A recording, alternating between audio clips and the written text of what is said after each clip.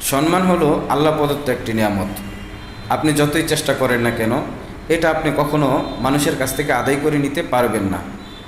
আবার একজনের নামে যতই বদনাম দুর্নাম করেন না কেন, আপনি চাইলে তাকে তার স্থান থেকে নিচে নামাইতে পারবেন না। কারণ আল্লাহ তাআলা যাকে চান সম্মানিত করেন, আবার যাকে চান তাকে ধ্বংস করে দেন।